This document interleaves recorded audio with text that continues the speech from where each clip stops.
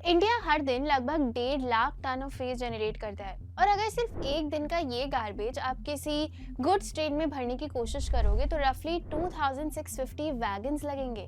मतलब एक ऐसी गार्बेज ट्रेन जो ऑलमोस्ट 40 किलोमीटर्स तक स्ट्रेच करेगी।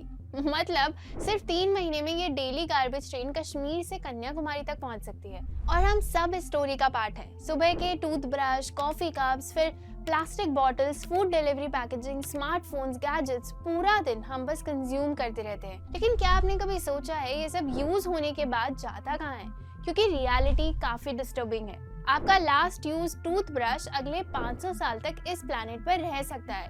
Plastic bottle around 450 years, fishing lines almost 600 years.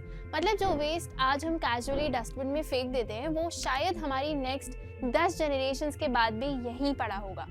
और जैसे जैसे इंडिया की कंजम्पशन इकोनॉमी अग्रेसिवली ग्रो हो रही है वैसे वैसे वेस्ट भी एक्सप्लोर हो रहा है। ज्यादा शॉपिंग, ज्यादा पैकेजिंग, ज्यादा स्मार्टफोन, ज्यादा ई वेस्ट।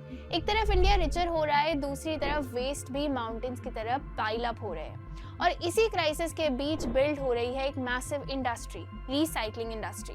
इस वीडियो में हम समझेंगे पूरा रिसाइकलिंग इकोसिस्टम, देखेंगे कैसे वेस्ट बिलियंस का बिजनेस बन रहा है और एनालाइज करेंगे इंडिया की listed companies across e waste, water management, plastic, aluminium और मेटल रिसाइकलिंग। साथ ही इस इंडस्ट्री के बिगेस्ट रिस्क और चैलेंजेस भी डिकोड करेंगे। तो बने रहिएगा वीडियो के एंड तक, क्योंकि ये सिर्फ गार्बेज की स्टोरी नहीं है, ये इंडिया के नेक्स्ट बिग इंडस्ट्रियल अपॉर्चुनिटी की स्टोरी है। चलिए अब इंडस्ट्री ओवरव्यू से शुरू करते हैं।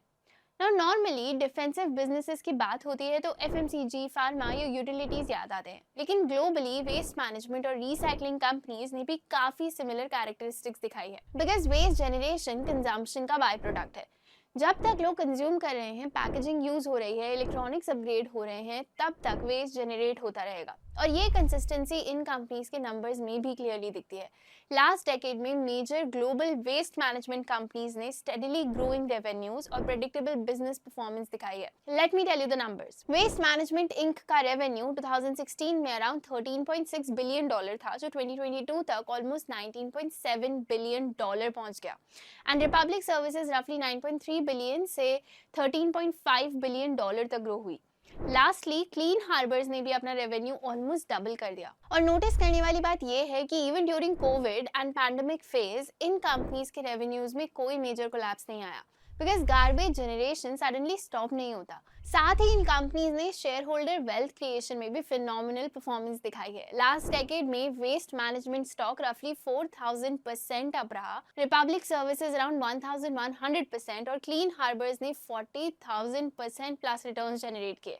मतलब ग्लोबली वेस्ट मैनेजमेंट ग्रेजुअली एक स्टेबल और लॉन्ग टर्म कंपाउंडिंग इंडस्ट्री के फॉर्म में इमर्ज हुआ है, जहां कंसिस्टेंट डिमांड और प्रेडिक्टेबल कैश फ्लोज देखने को मिलते हैं। अब अगर इंडिया की बात करें तो अपॉर्चुनिटी और भी मैसिव लगती है। इंडिया की पॉपुलेशन ऑलरेडी 145 करोड़ से ऊपर पहुंच चुकी है और इतना large consumer base naturally massive amount of waste भी जनरेट करता है। अब जैसा हमने पहले देखा, इंडिया हर single day almost around 1.5 lakh ton waste generate करता है। साल भर में देखें तो ये रफली 62 मिलियन टन वेस्ट हो जाता है, जिसमें plastic waste, hazardous waste, e waste और बायोमेडिकल वेस्ट सब इंक्लूडेड है। यहीं पर आती है रिसाइकलिंग इंडस्ट्री। सिंपल भाषा में रिसाइकलिंग का मतलब है वेस्ट को दोबारा यूजेबल मटेरियल में कन्वर्ट करना। प्लास्टिक से नए प्रोडक्ट्स, ई वेस्ट से वैल्यूएबल मेटल्स और वेस्ट वाटर को ट्रीट करके रीयूज करना। मतलब जो चीज लैंडफिल में जाती वही नेक्स्ट रॉ मटेरियल बन जाती है। लेकिन चैलेंज सिर्फ वेस्ट जनरेशन का नहीं, वेस्ट प्रोसेसिंग का भी है। टोटल वेस्ट में से सिर्फ अराउंड 43 मिलियन टन्स कलेक्ट होता है और उसमें भी सिर्फ 12 मिलियन टन्स प्रॉपर्ली ट्रीटेड होता है। बाकी का ह्यूज पोर्शन डायरेक्टली लैंडफिल्स और डंप यार्ड्स में चला जाता है। और ये प्रॉब्लम आगे और रैपिडली ग्रो होने वाली है। सेंट्रल पोल्यूशन कंट्रोल बोर्ड यानी सीपीसीबी के एस्टिमेट्स के अकॉर्डिंग इंडिया का एनुअल वेस्ट जनरेशन 2030 तक 165 मिलियन टन्स तक पहुंच सकता है।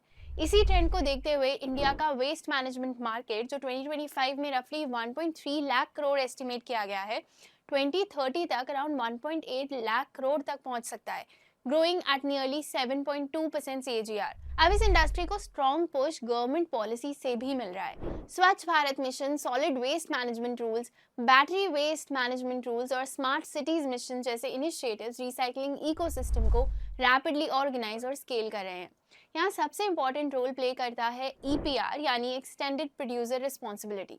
फॉर एग्जाम्पल, अगर कोई कंपनी बैटरीज मैन्युफैक्चर करती है तो यूज्ड बैटरीज को कलेक्ट और रिसाइकिल करवाना भी अल्टीमेटली उसी कंपनी की रिस्पॉन्सिबिलिटी होगी। सेम फ्रेमवर्क प्लास्टिक्स, इलेक्ट्रॉनिक्स और पैकेजिंग वेस्ट पर भी अप्लाई होता है। At the same time compliance अब काफी स्ट्रिक्ट हो चुका है। रूल्स वायलेट करने पर अब 1 करोड़ तक की पेनल्टीज, ऑपरेशनल शटडाउन्स और ब्लैक लिस्टिंग तक हो सकती है। अब EPR regulations, waste management rules और सस्टेनेबिलिटी पुश की वजह से इकोनॉमीज ग्रेजुअली लीनियर मॉडल से सर्कुलर इकोनॉमी की तरफ शिफ्ट हो रही है। लीनियर इकोनॉमी का मॉडल काफी सिंपल था। रॉ मटेरियल निकालो, प्रोडक्ट बनाओ, यूज करो और डिस्पोज कर दो। Take, make, waste. प्रॉब्लम ये है कि इस प्रोसेस में कंटिन्यूसली नए रिसोर्सेज कंज्यूम होते हैं और साथ में लैंडफिल्स भी ग्रो करते रहते हैं। सर्कुलर इकोनॉमी इस साइकिल को रिवर्स करने की कोशिश करता है। यहाँ प्रोडक्ट्स और वेस्ट को कलेक्ट, रिपेयर, रीयूज और रिसाइकिल करके दोबारा इकोनॉमी में लाया जाता है। प्लास्टिक वेस्ट से नए प्रोडक्ट्स, ई वेस्ट से वैल्यूएबल मेटल्स और मेटल स्क्रैप से फ्रेश इंडस्ट्रियल रॉ मटेरियल्स बनाए जाते हैं। मतलब waste itself becomes the next raw material. Recently इसी शिफ्ट की वजह से रिसाइकलिंग इकोसिस्टम रैपिडली स्केल हो रहा है। बिजनेसेस को चीपर रिसाइकल्ड मटेरियल्स मिलते हैं, government sustainability targets aggressively push कर रही है और रिसाइक्लेबल कैटेगरीज भी काफ़ी वाइड है। Plastic waste, e waste, battery waste, steel, aluminium, paper, textile, construction waste और इवन वाटर ट्रीटमेंट और वेस्ट वाटर रीयूज इकोसिस्टम भी रैपिडली स्केल हो रहा है। तो अब सवाल आता है कि इंडिया में लिस्टेड स्पेस में कौन सी कंपनीज एक्चुअली इस अपॉर्चुनिटी को कैप्चर कर रही है। चलिए देखते हैं और स्टार्ट करते हैं पहली कंपनी से, इको रिसाइकलिंग यानी इको रिको, जो इंडिया की लीडिंग ई वेस्ट रिसाइकलिंग कंपनीज में से एक है। इको रिको इंडिया की फर्स्ट ऑर्गेनाइज्ड ई वेस्ट रिसाइकलिंग कंपनीज में से एक है जो 2005 से ई वेस्ट मैनेजमेंट स्पेस में काम कर रही है।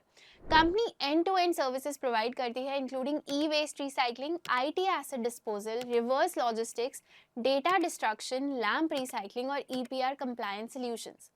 ऑल्सो टाइम भी काफ़ी इंपॉर्टेंट है। इंडिया ऑलरेडी दुनिया का 4th लार्जेस्ट ई वेस्ट जनरेटर बन चुका है, contributing roughly 7% of global e-waste. E-waste generation India में अराउंड 2.7 मिलियन टन से बढ़कर रफली 6.2 मिलियन टन तक पहुंच चुका है और 2030 तक 14 मिलियन टन टच कर सकता है। लेकिन इंटरेस्टिंगली रिसाइकलिंग इकोसिस्टम अभी भी हाईली अंडर पेनिट्रेटेड है। इंडिया में सिर्फ अराउंड 22% रिसाइकलिंग फॉर्मल सेक्टर में होती है, जबकि 78 अभी भी इनफॉर्मल प्लेयर्स के पास है।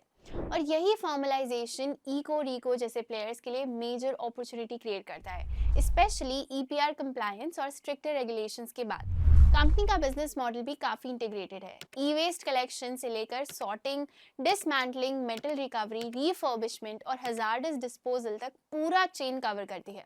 कंपनी गोल्ड, सिल्वर, कॉपर और एल्यूमिनियम जैसे वैल्यूएबल मेटल्स रिकवर करती है, जो ई-वेस्ट रिसाइकलिंग इकोनॉमिक्स का इंपॉर्टेंट पार्ट है। ऑपरेशनली भी कंपनी का स्केल इंप्रूव हो रहा है। इकोरिको की current recycling capacity around 31,200 MTPA है, along with lithium ion battery recycling capacity. Company 120 से ज़्यादा कंट्रीज में प्रेजेंस क्लेम करती है और 500 प्लस क्लाइंट सर्व करती है। ऑल्सो फाइनेंशियल्स भी स्ट्रॉन्ग मोमेंटम दिखाते हैं। कंपनी का टोटल इनकम FY23 के अराउंड 21 करोड़ से बढ़कर FY26 में 53 करोड़ के आसपास एस्टिमेट किया गया है। एबिटा मार्जिन 60% प्लस लेवल्स पर हैं, वाइल पैट भी 6 करोड़ से बढ़कर रफली 23 करोड़ तक एस्टिमेट किया गया है। ऑल्सो ब्रॉडर इंडस्ट्री आउटलुक भी काफ़ी स्ट्रॉन्ग लग रहा है। इंडिया का ई-वेस्ट रिसाइकलिंग मार्केट भी रैपिडली स्केल हो रहा है। मार्केट साइज जो अभी रफली 13,900 करोड़ के आसपास एस्टिमेट किया जा रहा है, 2033 तक अराउंड 24,400 करोड़ तक पहुंच सकता है। और इसी अपॉर्चुनिटी पर पोजीशनड है इकोरिको, जिसका स्टॉक करंटली अराउंड 478 रुपीज़ पर ट्रेड कर रहा है, with a market cap near 900 crore rupees. साथ ही EPR कंप्लायंस और formal recycling adoption gradually industry को ऑर्गेनाइज प्लेयर्स की तरफ शिफ्ट कर सकता है। मतलब अगर इंडिया में formal e-waste recycling ecosystem scale होता है तो इको रिको जैसे अर्ली मूवर्स उस ट्रेंड के डायरेक्ट बेनिफिशियरीज बन सकते हैं। अब बढ़ते हैं दूसरी कंपनी की तरफ और कवर करते हैं वाटर मैनेजमेंट थीम को, VA Tech Wabag. And honestly, water management आने वाले decades का one of the biggest infrastructure themes बन सकता है, because दुनिया already serious water stress face कर रही है। Around 2.1 बिलियन लोगों के पास safe drinking water access नहीं है और fresh water availability continuously decline हो रही है। इसी वजह से गवर्नमेंट्स और इंडस्ट्रीज ग्लोबली मैसिव इन्वेस्टमेंट्स कर रहे हैं। इंडिया अलोन जल जीवन मिशन के अंडर रफली 8.7 लाख करोड़ इन्वेस्ट कर रहा है वाटर इंफ्रास्ट्रक्चर पर। सऊदी अरेबिया, अफ्रीका और मल्टीपल इमर्जिंग इकोनॉमीज भी डीसैलिनेशन और waste water treatment projects aggressively scale कर रहे हैं। इसी ट्रेंड पर पोजीशन्ड है VA tech Wabag. Wabag pure play water technology company है जो desalination, waste water treatment, water recycling, sludge treatment और इंडस्ट्रियल वाटर सॉल्यूशंस प्रोवाइड करती है। कंपनी ग्लोबली 25 प्लस कंट्रीज में ऑपरेट करती है, 1500 प्लस प्लान्स एग्जीक्यूट कर चुकी है और 96 मिलियन प्लस लाइव्स को इम्पैक्ट करने का क्लेम करती है। कंपनी का क्लाइंट बेस भी काफी स्ट्रॉन्ग है। म्यूनिसिपल प्रोजेक्ट्स के साथ Reliance, IOCL, BPCL, GAIL, ONGC जैसे इंडस्ट्रियल क्लाइंट्स भी इंक्लूडेड हैं। साथ ही world bank, Asian development bank, JICA और मल्टीपल सॉवरेन एजेंसीज के प्रोजेक्ट्स पर भी काम करती है। ऑल्सो बिजनेस विजिबिलिटी भी काफी स्ट्रॉन्ग लगती है। कंपनी की ऑर्डर बुक ऑलरेडी 17,000 करोड़ से ऊपर है, जो रफली 4 times of revenue visibility provide करती है। FY26 revenue guidance around 3900 crore के आसपास है, with nearly 20% revenue growth expectation and 15% EBITDA margin guidance. Financially भी कंपनी की प्रोफाइल काफी इंप्रूव हुई है। नेट कैश अराउंड 950 करोड़ है, डेट काफी लो है और कंपनी का फोकस एसेट लाइट और कैश जनरेटिंग मॉडल पर है। इंडस्ट्री अपॉर्चुनिटी भी मैसिव है। Global water treatment market next 5 से 7 सालों में रफली 75 to 100 billion dollar opportunity estimate की जा रही है। Desalination, waste water reuse, data centre, semiconductors, green hydrogen और AI इंफ्रास्ट्रक्चर, सबको huge amount of treated water चाहिए होगा। और वैल्यूएशन की बात करें तो स्टॉक करंटली अराउंड 1500 रुपीस के आसपास ट्रेड कर रहा है, with a market cap near 9300 crore. P ratio रफली 25 है, ROC 21% प्लस है एंड प्रॉफिट ग्रोथ नियरली 29% है and in fact debt to equity सिर्फ 0.09 के अराउंड है। मतलब वाबाग वाटर स्कार्सिटी और वाटर रिसाइकलिंग मेगा ट्रेंड पर पोजीशन्ड एक strong technology driven infrastructure play लगता है। चलिए अब बढ़ते हैं नेक्स्ट कंपनी की तरफ, जो कि है मल्टी मटीरियल रिसाइकलिंग स्पेस से ग्रेविटा इंडिया। ग्रेविटा का बिजनेस काफी डाइवर्सिफाइड है। Company lead aluminium, plastic, rubber, lithium ion batteries और अब कॉपर रिसाइकलिंग में भी एक्सपैंड कर रही है। इंडस्ट्रियल वेस्ट को प्रोसेस करके company customise lead alloys, aluminium alloys, plastic granules, copper sheet जैसे वैल्यू एडेड प्रोडक्ट्स बनाती है, जो डायरेक्टली इंडस्ट्रियल कस्टमर्स को सप्लाई किए जाते हैं। और यही वैल्यू एडेड मॉडल कंपनी के मार्जिन्स और पोजीशनिंग को स्ट्रॉन्ग बनाता है। ऑपरेशनल स्केल भी काफी इंप्रेसिव है। कंपनी के पास लगभग 14 मैन्युफैक्चरिंग प्लांट्स हैं, 2200 प्लस ग्लोबल टच पॉइंट्स हैं और production capacity already 4 lakh tonne से ऊपर है। ऑल्सो मैनेजमेंट FY29 तक कैपेसिटी को अग्रेसिवली एक्सपैंड करके अराउंड 8 लाख MTPA तक ले जाना चाहते हैं। कस्टमर नेटवर्क भी काफी वाइड है। ग्रेविटा 22 इंडियन स्टेट्स में 250 प्लस डोमेस्टिक कस्टमर सर्व करता है, साथ ही 25 कंट्रीज में ओवरसीज प्रेजेंस भी रखता है। इंडस्ट्री स्ट्रक्चर भी ऑर्गेनाइज प्लेयर्स को एडवांटेज देता है। Import licences, OEM approvals, scrap procurement network और रिसाइकलिंग नो हाउ बिल्ड करने में काफी टाइम लगता है। इसी वजह से established players gradually stronger position build कर पाते हैं। कंपनी अब कॉपर रिसाइकलिंग सेगमेंट में भी अग्रेसिवली एक्सपैंड कर रही है। This is happening through RMIL acquisition. इस एक्विजिशन से नॉन लीड पोर्टफोलियो एक्सपैंड होगा, बैकवर्ड इंटीग्रेशन इंप्रूव होगा और हायर मार्जिन सेगमेंट्स में एंट्री मिलेगी।